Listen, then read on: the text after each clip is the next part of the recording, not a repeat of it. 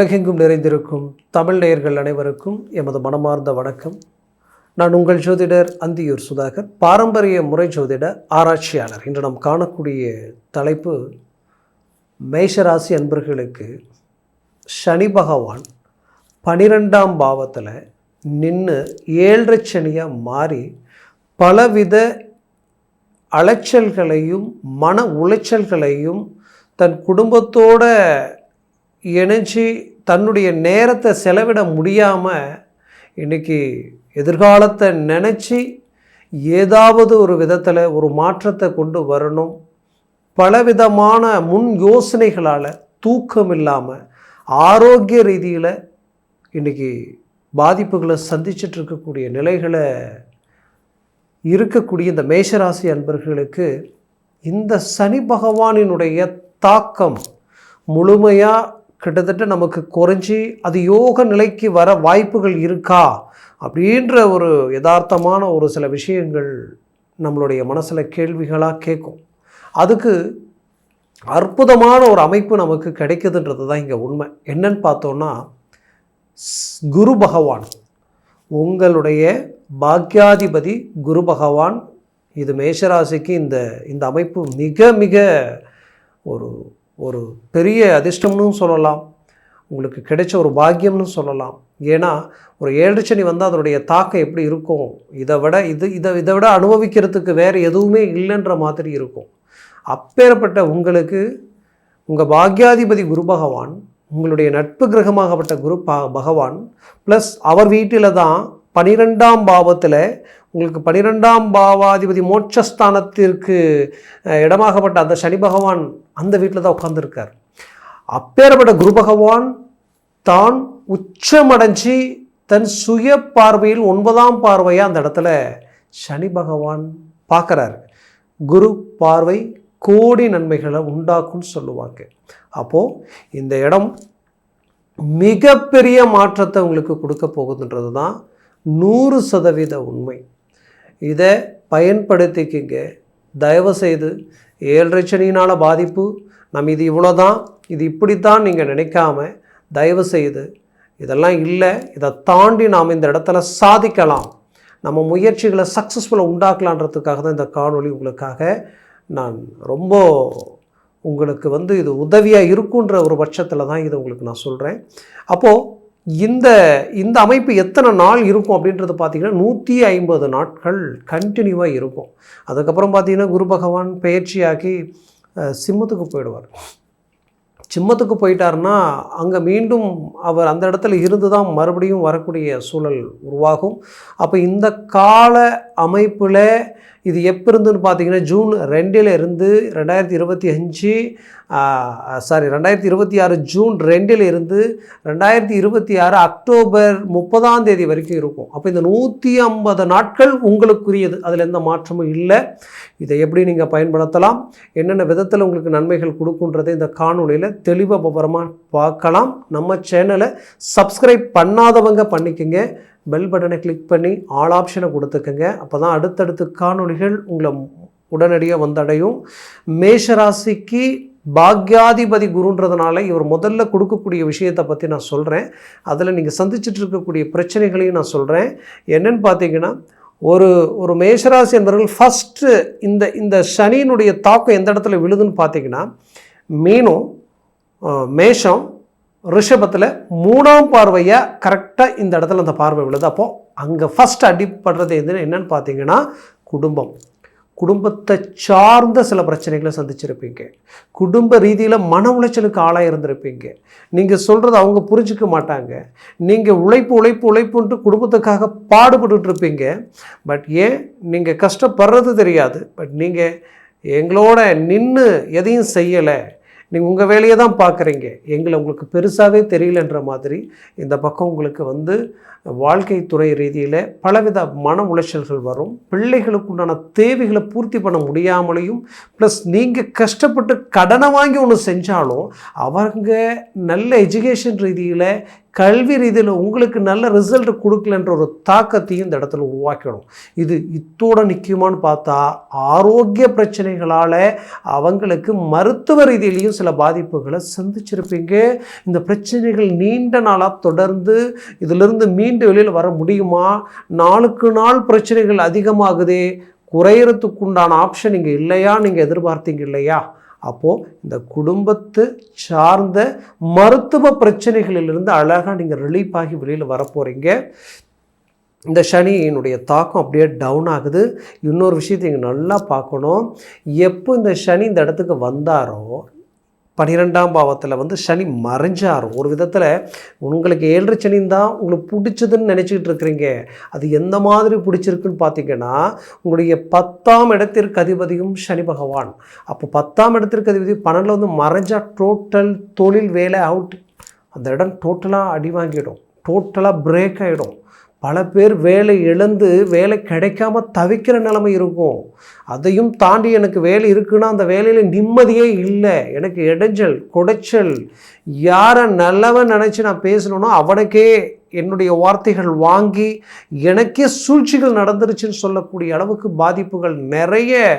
அரசு உத்தியோகத்தில் இன்றைக்கி ஒரு நல்ல அதிகாரப்பூர்வமான காக்கிச்சட்ட துறையில் இருந்து இன்றைக்கி ஒரு நல்ல சென்ட்ரல் கவர்மெண்ட் வரைக்கும் நாம் ஒரு ஒரு மற்றவங்களை காக்கக்கூடிய இடத்துல இருந்து நாம் நல்லதையே செய்தும் கூட அந்த இடத்துல நாம் ஒரு நல்லதை செய்ய போய் அந்த இடத்துல பல குடைச்சல்களை நீங்கள் சந்திச்சிருப்பீங்க.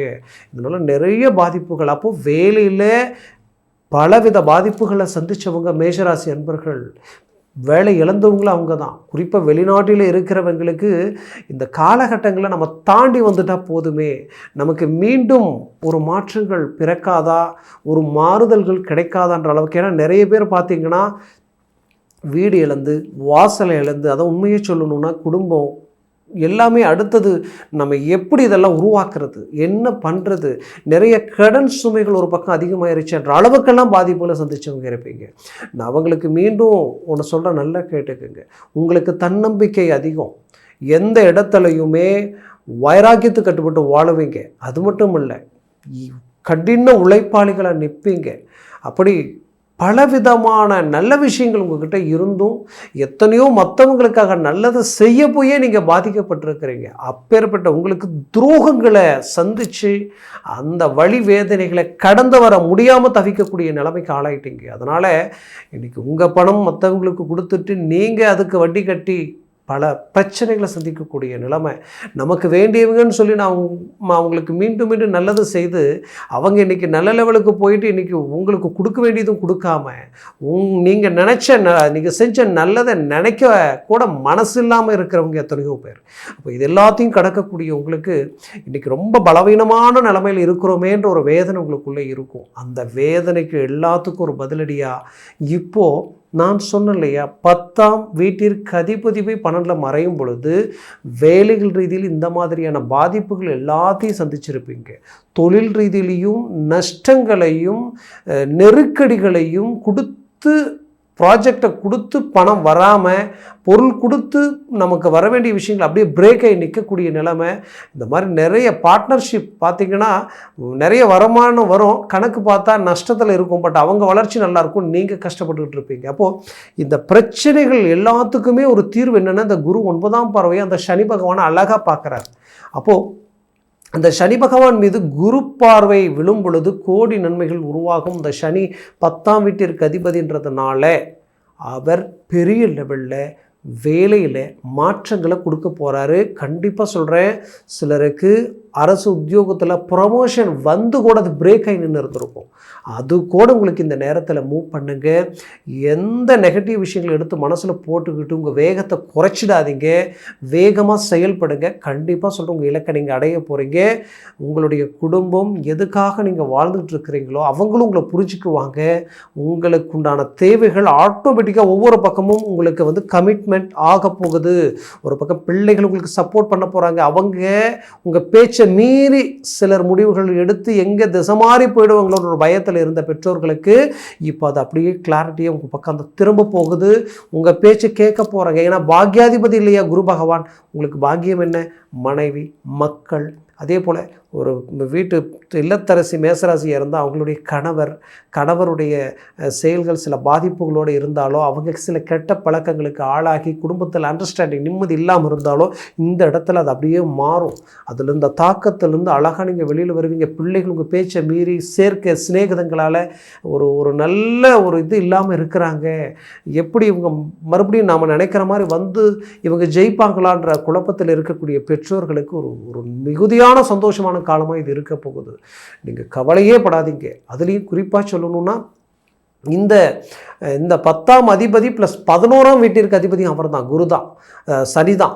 அந்த சனி பகவான் என்ன பண்ணுவார்னா லாபத்தையும் கொடுக்க ஆரம்பிச்சிடுவார். அப்போ இத்தனை நாளாக நஷ்டத்தில் போயிட்டு இருந்த விஷயங்கள் எல்லாமே லாபத்தை நோக்கி போகும். சில இன்வெஸ்ட்மெண்ட் பண்ணியிருப்பீங்க, பட் அது கை கொடுக்கலையே, அது ரேட் வரலையே நினச்சவங்களுக்கு இப்போ அப்படியே பார்த்தீங்கன்னா அது இம்ப்ரூவ்மெண்ட் தெரியும். கொஞ்சம் யோசித்து அவசரப்பட்டு நம்மகிட்ட இருக்கிறது நம்ம பிரச்சனைகளுக்காக கொடுத்துட்டோன்னா அப்புறம் அடுத்த நிமிஷம் ரேட் ஏறிடும். அது நல்ல டீப்பாக சிந்திச்சு செயல்படுங்க. அடுத்தது குடும்ப ரீதியில் நான் முதல்லையே சொன்னேன், பிள்ளைகளுடைய மாற்றங்களும் மனைவி மக்களுக்குள்ளே இருக்கக்கூடிய அண்டர்ஸ்டாண்டிங் எல்லாமே நல்ல மாறுதல்கள் தெரியும். அதே சமயம் பார்த்திங்கன்னா தனம் செல்வம் செல்வாக்கு பெருக போகுது. சனி பகவான் குரு பார்வையை வாங்கி 2ஆம் வீட்டை பார்க்கும் பொழுது தனம் செல்வம் செல்வாக்கு பெருக போகுது. இந்த சனி டைரெக்டாக 6ஆம் வீட்டை பார்க்கறதுனால கடன் சுமைகள் தீரப்போகுது. கடன் ரீதியில் இருக்கக்கூடிய மன உளைச்சல்கள் நீங்க போகுது. நிறைய நாள் தூக்கம் இல்லாமல் மன உளைச்சலுக்கு ஆளாக இருந்திருப்பீங்க. அதிலிருந்து மீண்டு வெளியில் வரப்போகிறீங்க. ஏக்கம், உங்களுக்குள்ள ஆதங்கம் எல்லாமே இருந்திருக்கும். நம்ம நல்ல ஒரு இலக்கை நோக்கி போகணும், நம்ம ஸ்பீட் இன்க்ரீஸ் ஆகணும்னு எதிர்பார்த்தீங்களே, அது இப்போ ஆக போகுது. எதிரிகள் வீழ போகிறாங்க, அதில் எந்த மாற்றம் இல்லை. உங்களுடைய துரோகிகளுக்கு நல்ல பதிலடி கொடுக்க போகிறீங்க. குறிப்பாக நோய் நொடிகள் தீரப்போகுது. மொத்தத்தில் இந்த காலகட்டம் உங்களுக்கு பிரகாசமாக இருக்க போகுது. வெளிநாடு முயற்சி கை கொடுக்கும். வெளிநாட்டில் இருக்கக்கூடியவங்களுக்கு 12ஆம் பாவத்தில் இந்த நிலை, ஏன்னா தொலைத்தொடர்பு சம்மந்தப்பட்ட விஷயங்கள் பெரிய லெவலில் உங்களுக்கு கனெக்ட் ஆக போகுது. நீங்கள் ஒரு மனநிறைவு உங்களை விட்டு பிரிஞ்சு போனவங்க கூட வந்து சேரக்கூடிய ஒரு அருமையான காலகட்டம். பிள்ளைகள் உங்களை விட்டு பிரிஞ்சுட்டாங்கன்னு நினச்சிங்கன்னா மீண்டும் உங்களோட வந்து இணைவாங்க. இது வந்து உங்கள் வாழ்க்கையில் மாபெரும் மாற்றத்தை உருவாக்கக்கூடிய ஒரு பெரும் அமைப்பு. நீண்ட நாளாக சம்பாரிச்சுட்டே இருக்கிறேன், மிச்சம் வைக்க முடியல, கடன் தான் அதிகமாகுதுன்னு நினச்சவங்களுக்கு உங்களுடைய வருமானம் அதிகரித்து உங்களுடைய செலவுகள் குறைஞ்சி ஒரு நல்ல இலக்கை நோக்கி பயணம் பண்ணுவீங்க. குறிப்பாக வீடு கட்ட ஆரம்பிக்க போகிறீங்க. ஆல்ரெடி கட்டிகிட்டு இருக்கிறவங்க அதை சிறப்பாக கட்டி முடிப்பீங்க. அந்த தடைகளை மீறி ஒரு சக்ஸஸ்ஃபுல்லை கொடுக்க போகிறீங்க. குடும்பத்தில் சுபகாரியங்கள், திருமண வாய்ப்புகள் கைகூடி வரப்போகுது. திருமண முயற்சிகள் நீண்ட நாள் தடை, வயதும் ஆயிற்றுக்கேன்னு நினச்சி வேதனை இருக்கக்கூடியவங்களுக்கு இப்போ அது உங்களுக்கு வந்து அழகாக கனெக்ட் ஆகும். நல்ல லைஃபாக இருக்கும்.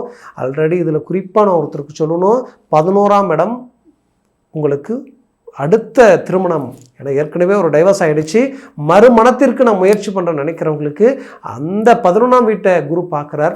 100% உங்களுக்கு வந்து மறு திருமணத்திற்குண்டான முயற்சிகள் எடுத்துக்கிட்டு இருக்கக்கூடியவங்களுக்கு ஒரு நல்ல பலன்கள் கிடைக்க போகுது.